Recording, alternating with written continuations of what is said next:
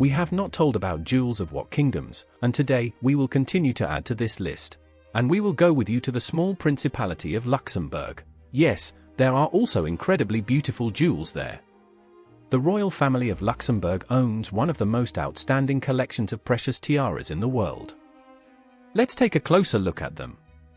And we will start with the most famous and mysterious tiara with the interesting name of the Luxembourg Empire Tiara. Why it is so called, you ask? The answer I will tell you a little further.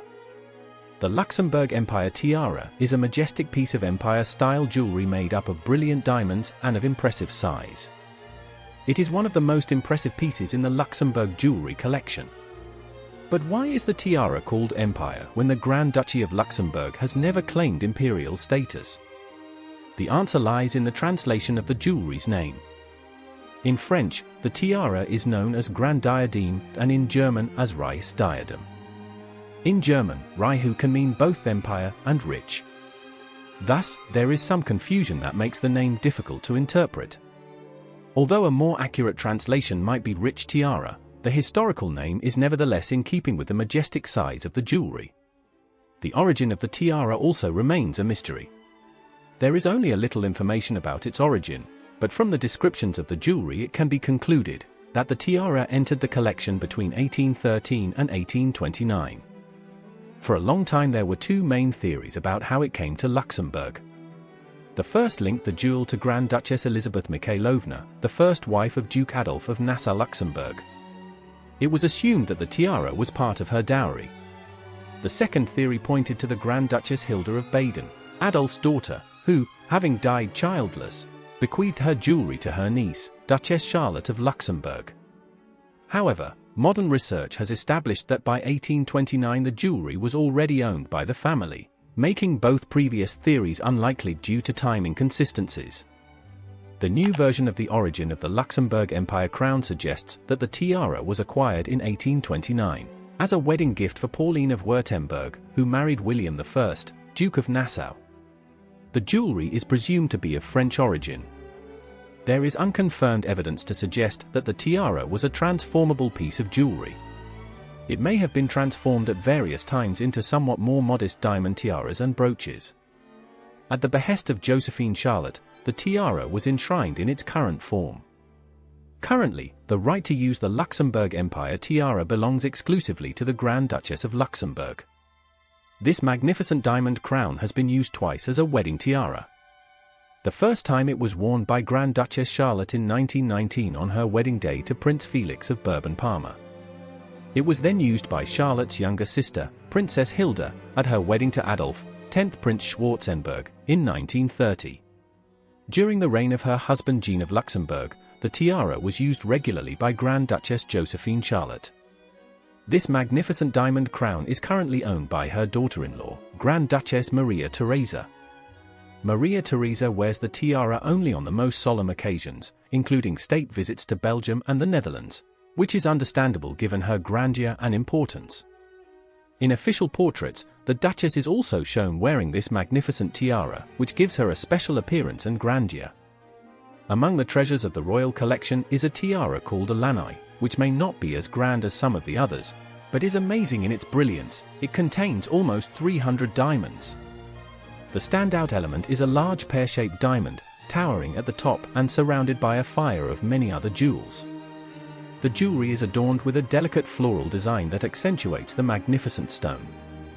The technique of making the tiara, known as mille-grain, adds to its special elegance. The tiara was created in 1878 by the Belgian jewelry firm Altenlo, which also supplied members of the Belgian royal family and aristocracy. Small lights similar to Bengal flames were also worn by Stephanie's sisters and daughters-in-law at their weddings, making the choice of the Lannoy Tiara even more meaningful, continuing a family tradition. However, due to its size and design, the tiara presents some challenges to securely fasten. On Stephanie's wedding day, it even flipped backwards due to only being attached at both ends. The lack of a velvet backing, common to many royal tiaras, poses additional challenges to wear. In addition to family tradition, choosing the Lannoy Tiara for Stephanie was also a way to honor the memory of her mother who passed away just before the wedding. Now, as the wife of the heir to the throne, She will have plenty of time to research and immerse herself in the history and significance of tiaras in her new family. Impress Grand Duchess Stephanie with a variety of tiaras from the royal collection, including the exquisite Sapphire Tiara, which is highly favored by Luxembourg's monarchy. The first owner of this jewelry was the Grand Duchess Adelaide Maria of Luxembourg. But the exact origin and author of this tiara remain unknown. After her death, the jewelry passed to the wife of her eldest son, Grand Duke Wilhelm, Maria Anna Brangas. Stylistically, the tiara is a kokoshnik with vegetal ornamentation, with a large cushion-shaped blue sapphire in the center. Diamond laurel leaves with berries form a wreath around the sapphire. Interestingly, the sapphire can be replaced with any other stone. The base of the piece is made of yellow gold with silver mountings. Grand Duchess Maria Anna first wore a sapphire tiara at the wedding of her daughter, Princess Elizabeth, and Prince von Thurn and Taxis in 1922. The tiara was later inherited by her daughter, the Grand Duchess Charlotte, who completed her regal looks with this piece of jewelry until 1926. According to her will, the jewelry passed to Charlotte's son, the Grand Duke of Luxembourg, and was worn by his wife, Grand Duchess Josephine Charlotte. The tiara currently belongs to the wife of the Grand Duchess Charlotte's grandson, Marie-Thérèse. The Sapphire Tiara, also known as the Lannoy, is not only found on Luxembourg's monarchs, but also on other members of the royal families.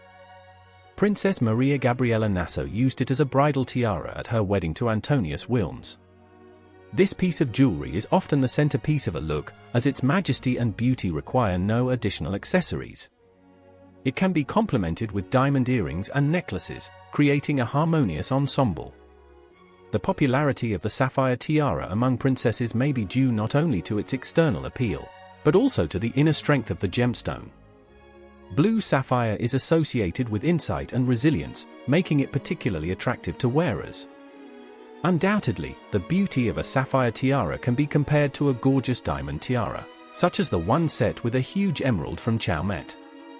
The story behind the creation of this tiara is a romantic tale of attention and love.